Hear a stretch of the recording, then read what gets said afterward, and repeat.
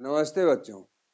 आज हम इस वीडियो में पढ़ेंगे पूर्व भारतेंदु युग और भारतेंदु युग के बारे में। अर्थात पूर्व भारतेंदु युग के कौन कौन से लेखक थे और भारतेंदु युग में कौन कौन से लेखक थे। तो जैसा कि यहाँ हमने लिखा हुआ है भारतेंदु युग, पूर्व भारतेंदु युग, इसका समय सीमा है 13वीं शताब्दी से लेकर 1868 ईस्वी तक और भारतेंदु युग की समय सीमा है 1868 ईस्वी से 1900 ईस्वी तक। पूर्व भारतेंदु युग में अच्छा खासा समय रहा है क्योंकि 13वीं शताब्दी के मध्य से है और सन 1868 ईस्वी तक है, तो इसमें बहुत लंबा समय रहा है। बहुत सारे लेखक रहे हैं, किंतु कुछ ऐसे लेखक जिन्होंने खड़ी बोली हिंदी के क्षेत्र में अच्छा कार्य किया, खड़ी बोली हिंदी को प्रतिस्थापित करने के लिए प्रयास किया। उन लेखकों में कुछ गिने चुने लेखक रहे, भले ही उनका कार्य सफलतापूर्वक आगे नहीं बढ़ पाया हो, किंतु खड़ी बोली हिंदी के क्षेत्र में उन्होंने जो मील का पत्थर रखा, उसी पर आगे चलकर भारतेंदु जी ने सफलता अर्जित किया। तो भारतेंदु जी के सफलता अर्जित करने के पीछे उनके पहले के लेखकों का बहुत बड़ा योगदान रहा, क्योंकि उनके पहले के इन सभी लेखकों ने हिंदी, खड़ी बोली हिंदी के क्षेत्र में जो कार्य किया वह अति सराहनीय कार्य रहा। अगर इन लेखकों ने ऐसा नहीं किया होता तो भारतेंदु जी को सफलता कितनी मिलती, ये तो समय की बात होती। तो हम निश्चित तौर पे ये कह सकते हैं कि भारतेंदु जी की सफलता में इन पूर्व के लेखकों का सराहनीय योगदान रहा है। तो ये पूर्व के लेखक कौन कौन से थे, उनकी रचनाएं कौन कौन सी हैं, आइए हम एक नजर डालते हैं इस पर। तो पहले कवि हैं कविगंग, पहले लेखक कविगंग हैं। यहाँ पर हम लिख लेते हैं लेखक और ये है रचनाएं। ये रचनाएं हैं। तो कविगंग नाम से तो कविगंग है, उनका नाम है, किंतु ये लेखक रहे। खड़ी बोली हिंदी के क्षेत्र में इनकी प्रारंभिक रचना रही चंद छंद वर्णन की महिमा, जिसे खड़ी बोली हिंदी की पहली रचना माना जाता है। अर्थात सबसे पहले कविगंग ने चंद छंद वर्णन की महिमा के द्वारा खड़ी बोली हिंदी को प्रारंभ करने का प्रयास किया। फिर आते हैं मुंशी सदा सुखलाल। मुंशी सदा सुखलाल, ये इनकी रचना है सुख सागर। मुंशी सदा सुखलाल की रचना सुख सागर है।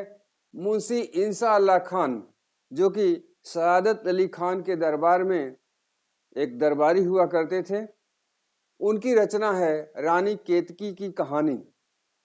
लखनऊ के नवाब सआदत अली खान के दरबार में एक दरबारी के रूप में रहने वाले मुंशी इंशाअल्लाह खान की रचना रानी केतकी की कहानी भी हिंदी गद्य के क्षेत्र में अपना महत्वपूर्ण स्थान रखती है। सदल मिश्र, इनकी रचना है नासिकेतोपाख्यान। जैसा कि सदल मिश्र और उसके बाद पंडित लल्लू लाल शर्मा, ये दोनों हैं जो कि फोर्ट विलियम कॉलेज कलकत्ता में एक अध्यापक के रूप में कार्य करते थे। तो सदल मिश्र फोर्ट विलियम कॉलेज में, जो कि कलकत्ता में है, वहां पर एक अध्यापक के रूप में कार्य करते थे और उनकी रचना है नासिकेतोपाख्यान। उसके बाद पंडित लल्लू लाल, ये भी फोर्ट विलियम कॉलेज में शिक्षक के रूप में कार्य करते थे। इनकी रचना है प्रेम सागर। जैसा कि आपको पता होना चाहिए कि सदल मिश्र, जो कि अध्यापक थे, नासिकेतोपाख्यान लिखा इन्होंने। इनकी रचना संस्कृत से ओतप्रोत थी, संस्कृत भाषा से भरी हुई थी। अर्थात इनकी रचना में संस्कृत का विशेष संस्कृत का विशेष योगदान रहा है। संस्कृतमय बनाने की रचना किया इन्होंने, संस्कृतमय बनाने का कार्य किया हिंदी को इन्होंने। और पंडित लल्लूलाल शर्मा ने प्रेम सागर की रचना किया। उसके बाद है राम प्रसाद निरंजनी, जिनकी रचना है भाषा योग वासिष्ठ। फिर आते हैं राजा शिव प्रसाद सितारे हिंद। राजा शिव प्रसाद सितारे हिंद, जो कि नाम से ही दिख रहा है राजा शिव प्रसाद सितारे हिंद, तो इनकी रचना है आलसियों का कोड़ा, राजा भोज का सपना और गुटका आदि इनकी रचना रही है। अगला है राजा लक्ष्मण सिंह, जिन्होंने कि कालिदास के नाटकों का हिंदी में अनुवाद किया। कालिदास के नाटक ही नहीं, कालिदास की तमाम कृतियों का इन्होंने हिंदी में अनुवाद किया, जिसमें है अभिज्ञान शाकुंतलम, मेघदूतम और रघुवंशम। और इन्होंने आगरा से प्रजा हितैषी नामक पत्र का प्रकाशन भी किया। प्रजा हितैषी पत्र का इन्होंने संपादन किया। तो इस प्रकार से ये सारे लेखक भारतेंदु जी से पहले खड़ी बोली हिंदी के क्षेत्र में अविस्मरणीय कार्य किए हैं। अब आते हैं, देखते हैं भारतेंदु युग में किन किन लेखकों ने अच्छा कार्य किया खड़ी बोली हिंदी के क्षेत्र में। और जैसा कि हमने बताया आपको कि भारतेंदु युग का समय पूर्व भारतेंदु युग के बाद आता है, और पूर्व भारतेंदु युग 1868 में समाप्त होता है, और 1868 से 1900 ईस्वी तक भारतेंदु जी का युग आता है, जिसमें स्वयं भारतेंदु हरिश्चंद्र जी ने बहुत सारी रचनाएं किया, जिसमें चंद्रावली है, विशस विस्मौसधम है, भारत दुर्दशा है, नील देवी है, अंधेर नगरी, तमाम नाटकों का इन्होंने लेखन किया, नाटक लिखे। इन्होंने यात्रा वृत्तांत भी लिखा है। प्रताप नारायण मिश्र, जो कि भारतेंदु जी को अपना गुरु मानते थे, इनकी रचना है गो संकट, कलि प्रभाव, भारत दुर्दशा इत्यादि इनकी रचनाएं हैं। जैसा कि भारत दुर्दशा भारतेंदु जी की भी रचना है और प्रताप नारायण मिश्र की भी रचना है। अगले हैं बद्री नारायण चौधरी प्रेमघन।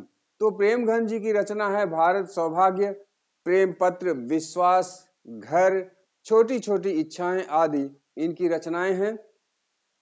राधा चरण गोस्वामी, जिनकी रचना है निसहाय हिंदू, बाल विधवा, सर्वनाश, अलग चंद्र इनका अपूर्ण कृति है, वो पूरी नहीं हो पाई। विधवा विपत्ति, जावित्री आदि राधा चरण गोस्वामी की रचनाएं हैं। राय कृष्णदास, इनकी रचना है गद्य गीत, साधना, छाया पथ, प्रवाह, प्रवाल आदि इनकी रचनाएं हैं। श्रीनिवास दास, जिनकी रचना है परीक्षा गुरु, प्रहलाद चरित्र, संयुक्ता स्वयंवर आदि इनकी रचनाएं हैं। कार्तिक प्रसाद खत्री ने भी भारतेंदु युग के लेखकों में अपना नाम दर्ज कराया, और उन्होंने जो रचनाएं की उसका नाम है उषाहरण, नंदकोश, सारस्वत दीपिका, प्रमिला, जया, मधुमालती आदि। तो इस वीडियो के माध्यम से हम आपको ये बताने का प्रयास कर रहे हैं कि पूर्व भारतेंदु युग में किन किन लेखकों ने अच्छी रचनाएं दी, और खड़ी बोली हिंदी के क्षेत्र में किन किन लेखकों ने अपना अमिट योग दिया। अगर आपसे परीक्षा में पूछा जाए कि पूर्व भारतेंदु युग के किन्हीं एक या दो लेखकों का नाम बताइए, तो ये एक या दो लेखक हैं। अगर परीक्षा में एक प्रश्न के रूप में आ जाए कि सदल मिश्र की रचना का नाम बताइए, तो नासिकेतोपाख्यान हो जाएगा।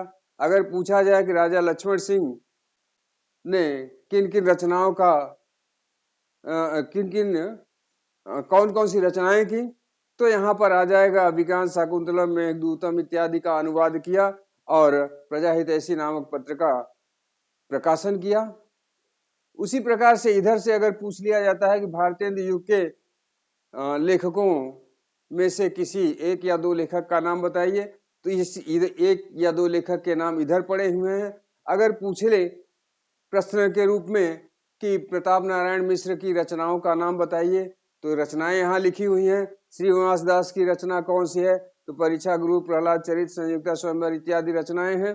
तो इस प्रकार से इस वीडियो के माध्यम से हमने आपको बताने का प्रयास किया कि कौन कौन से लेखकों की कौन कौन सी रचनाएं हैं और किस प्रकार से परीक्षा में प्रश्न पूछा जा सकता है, उसका उत्तर आप कैसे दे सकते हैं। तो अंत में हम इतना कहना चाहेंगे कि हमारा यह वीडियो अच्छा लगता है तो उसे लाइक कीजिए, कमेंट कीजिए, शेयर कीजिए और हमारे चैनल को अधिक से अधिक सब्सक्राइब कीजिए। मिलते हैं जल्द ही किसी दूसरे वीडियो में, तब तक के लिए धन्यवाद।